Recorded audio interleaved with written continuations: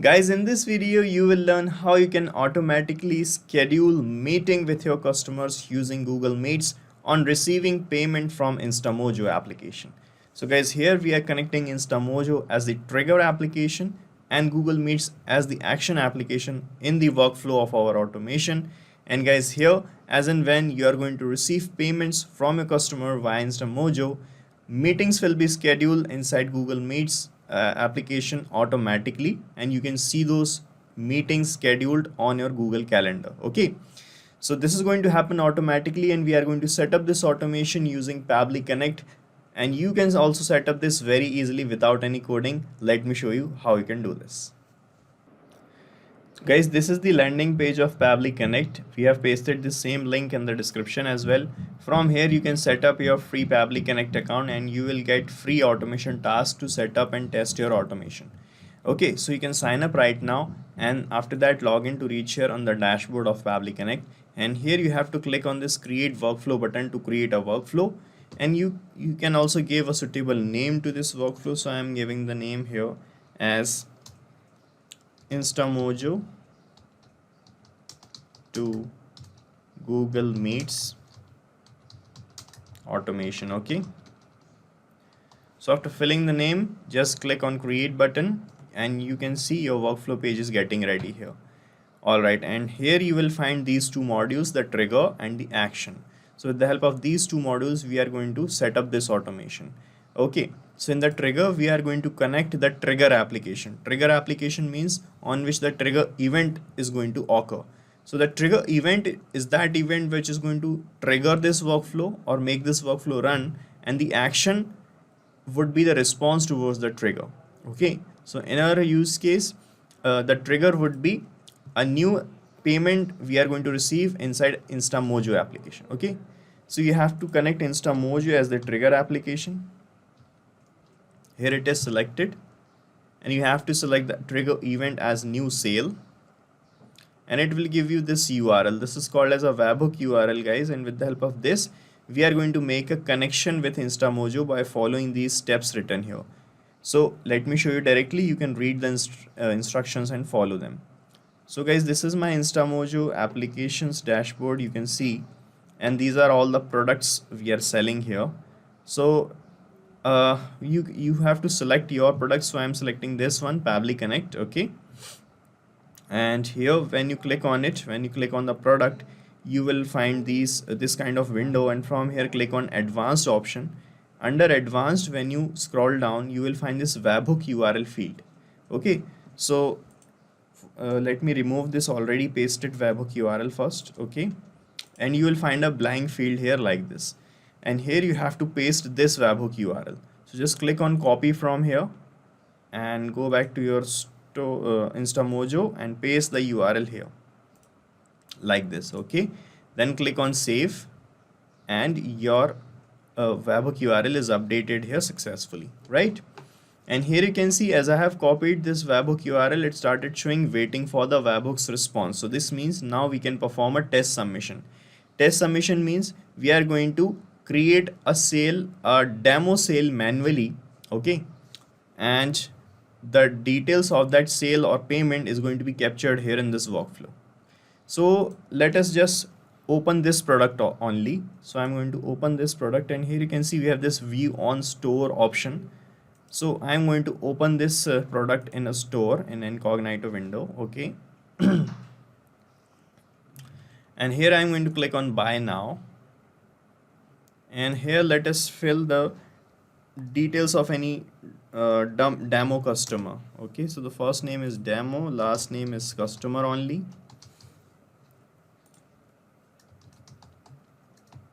This is the email address.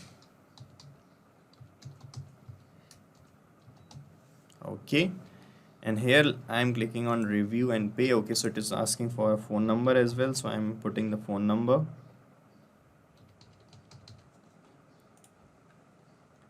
Alright, so I'm going to make a payment. So from this QR code, let me complete the payment. And you can see here, guys, we got this response received, and it is showing the amount of the payment, the buyer's name, the buyer's data, the phone number, and all other things. Okay, so that's how you can capture the test data. All right, but guys, here you can see it is not showing us some other things like the date of the payment and the time of the payment. So we can find out and also the product details. So we can find out all those things using this action step. Here you just have to connect Instamojo one more time, and with the help of an action event we can get all other details, and the action event is this. Let me show you. Get payment details. Okay, select get payment details option, then click on connect. And guys, the connections that you make here are saved in your account, so if you want to make the connection again with Instamojo, you can use the existing connections, okay, or saved connections. So you just have to keep this select existing connection options selected, and you have to click on save and you will be connected again. But if you're making the connection for the first time, you have to select this add new connection, and here it will ask for the private API key and the authorization token of Instamojo. For that you need to find out the API and plugins section available in the Instamojo account. Okay, like I can show you that this is my Instamojo account. And so guys, here in the dashboard on the left hand side you can see we have this API and plugins section. Just click on it, and here you can find the private key, so you can just copy it and paste it here like this. Okay, and similarly you will find the authorization token. You can copy that and paste it here. Okay, and then click on save and you will be connected like this, right? And here it is asking for the payments ID, so you'll see the payment ID details here. You can see in the previous trigger this is the payment ID, so I can just map it here. So just to map the ID, just click here and it will show you the Instamojo step in the drop down, and from here only you can see all the data that you have received in the trigger, and from here click on payment ID to map it. Okay, then click on save and send test request, and you will get the full details about this payment.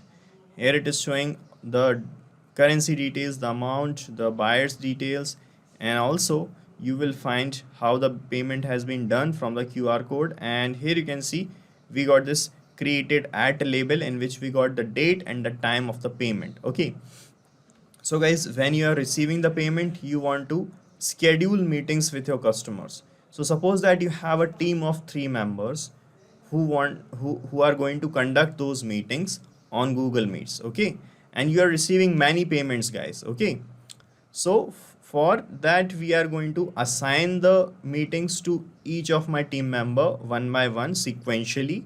For that we are going to use some features here, guys.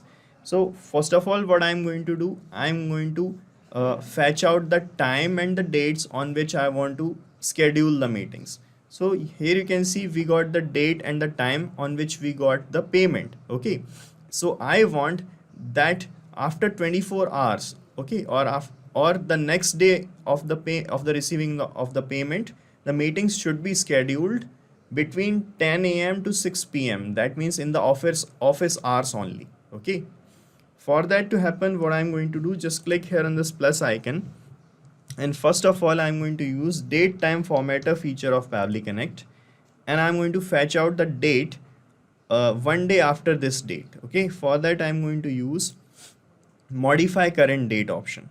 So with the help of this we can modify the current date. Current date means the date on which we are receiving the payment. So just click on connect here, and here it is asking for the format of the date. So let the format be as it is. Okay, and in the time zone, select your time zone. My time zone is Asia, Kolkata, so I'm selecting this. And in the operation I'm going to select addition. In the units I'm going to select days, and in the value I'm going to put 1. Okay, so it will give me the date one day after the current date. Okay, so click on save and send test request, and here it is showing the date as 492022. Previously the date was 392022. This was the current date. This is the date of tomorrow. Okay, so at this date I want to schedule the meetings. Now we want time, guys, on which time we want to schedule the meeting. So for that, just click here on this plus icon, and I'm going to fetch out the time from this date time, from this created at label. Here you can see we have received the date as well as the time, 7:59. So I'm going to fetch use this label only to get the time. Let me show you how. You just have to open another action step, and from here you have to search for date time formatter again. Okay, and here you have to select format date only option, then click on connect, and here it is asking for the date. So here I am going to map this label, the created at label, from the second step. Okay, so just click here, and from the second step map the created at label like this. Okay, and here it is asking from which format you want to convert the date. So the format was this only, you can see YYMMDD and a T in between, then hours, minutes and seconds. So this is the same format already selected, no need to change anything here. And I want to fetch out the time only from this date and time, so I'm going to select this hours and minutes. So it will give me the hours and minutes included here in this date time label. Okay, let me show you. Just click on save and send test request, and the time will be fetched out here like this. Okay, 7:59 got fetched out from here. Okay, now guys, what I'm going to do, I'm going to split this date, split this time also. Okay, so here you can see we got this hours and minutes. So I want to schedule meetings from 10 a.m. to 6 p.m. in the office hours tomorrow. Okay, but this time is 7:59. This is not included in the office hours. So what I'm going to do here, to create a time between 10 and 6, I'm going to use here another feature which is called number formatter. And in the number formatter, I have an action event which is called counter. So counter will give me the counting of numbers from any starting number to any end number. Let me show you. Just click on connect, and here it is asking for the initial value. So I want that meetings should start from 10 a.m. So the initial value I'm going to put here is 10, and the operation I'll select is increment, because after 10 I want meeting to happen at 11, 12, 13. That's how. Okay, so I'm going to change the value by 1 only. Okay, reset on execution, no. And the final value would be 18. That means the 6 p.m. So in 24 hours format, I'm going to put it as 18. Then click on save and send test request. So this is the final value. You can see 11 it is showing. So that's how it is going to work. 10, 11, 12, 13, 14, 15, 16, 17, 18, then 10 again. Okay, so that's how this counter is going to work. So this will act as the hour on which this final value label is going to act as the hour on which we want to schedule a meeting. Okay, and so we got the hour, and from this hour and minutes, I'm going to fetch out the minutes from here. For that, what I'm going to do, just click here in this plus icon, and I'm going to use another feature here which is called text formatter. Search for text formatter, and here we have this action event which is called split text. Okay, then click on connect, and here it is asking which text you want to split. So here I'm going to map this hours and minutes result label. Okay, and I'm going to split the minute out of that time. So just click here and it will show you all the previous steps, and from this fourth date time formatter step you will find this result label. Just map it, and in the separator I am going to put this colon between the hour and minutes as the separator. Okay, and here in the segment index I am going to select second. Segment index means which part of this date and time you want to split out. So I want the second part, the minutes thing. Okay, so I have selected second, then click on save and send test request, and here we got the result label in which we got the minutes. So this result label is going to act as the minute on which this meeting is going to be scheduled.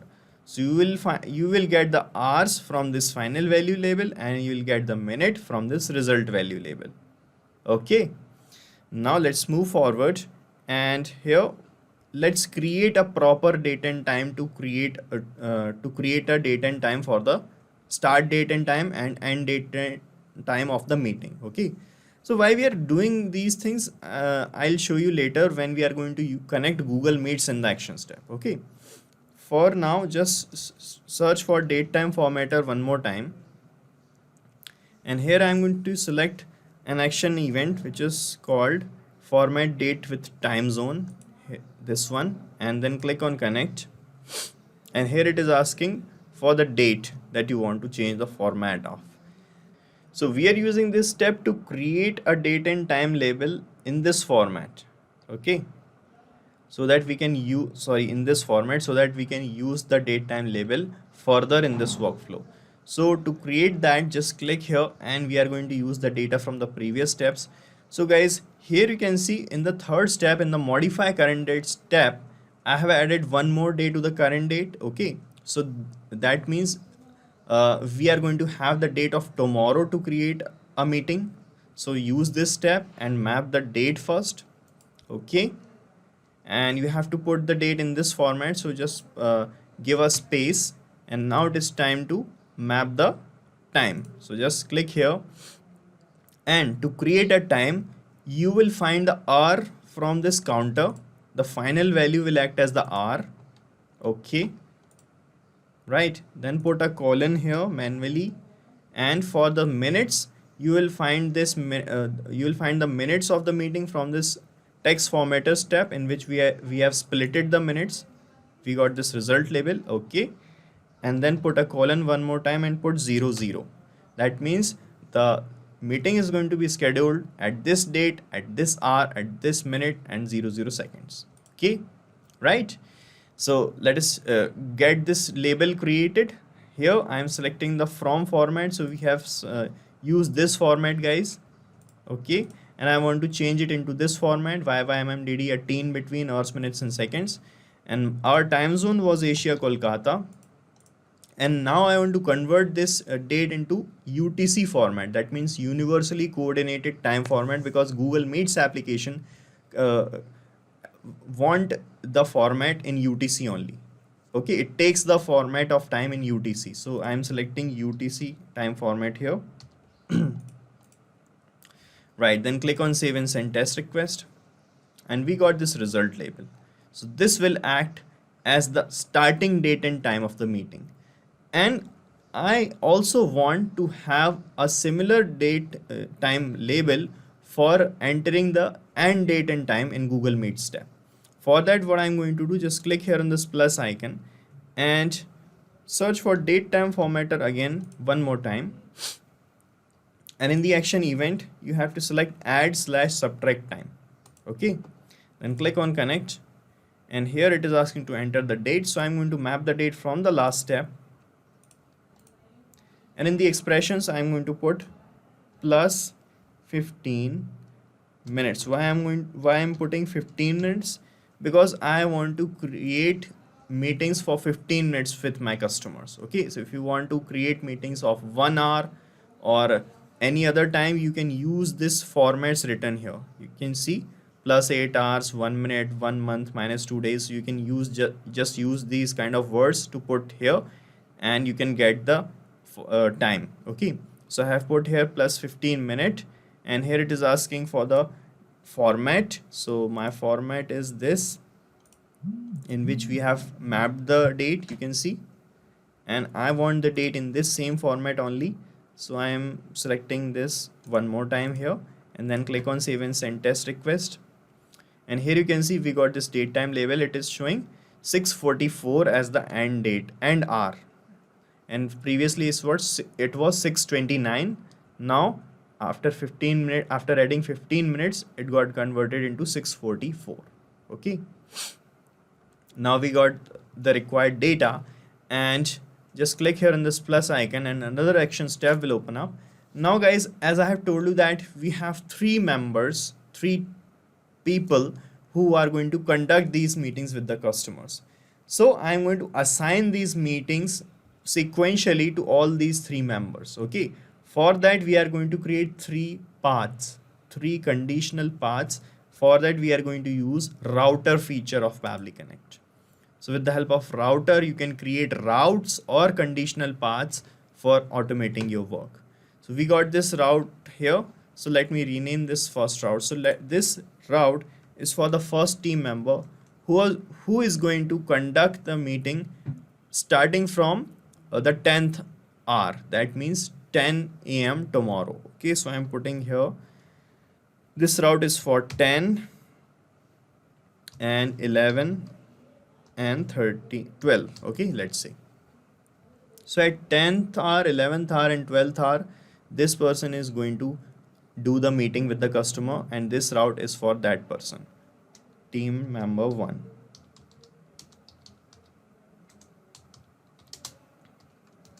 Okay, then click on set filter and action steps, and here it is asking to select, it is showing you the filter. So with the help of filter, you can apply the condition on which you want to create the route. Okay, so my condition here would be when the counter shows you these 3 values, then create the meeting in Google Meets with this person. Okay, this is the condition, that when the counter shows you these 3 values.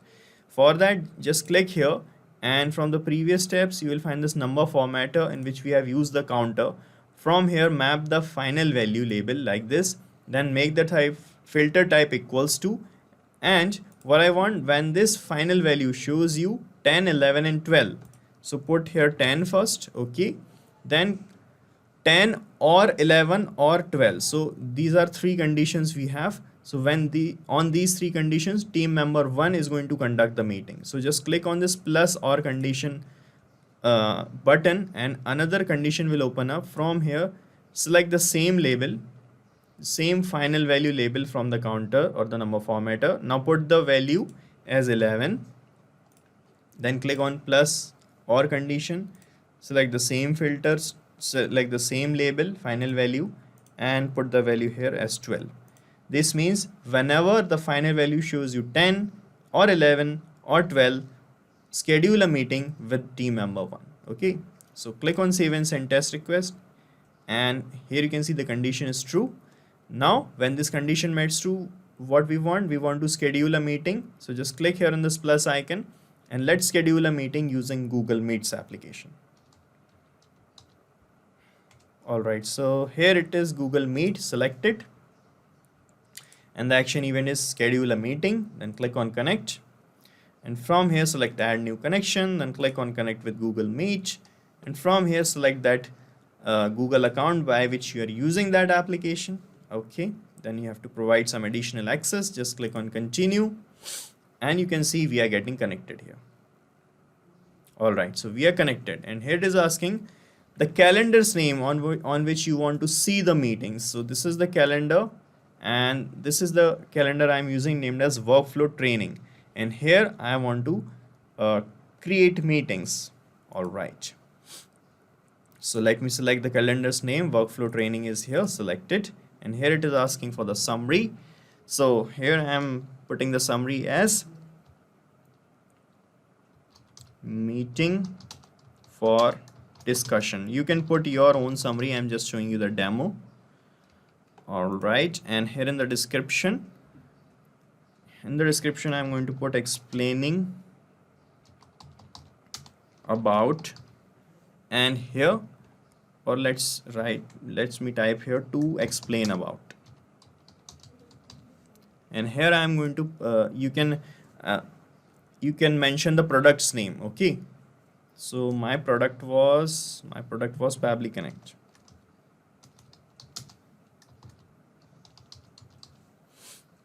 Alright, so this is specifically the workflow for a particular product. Okay,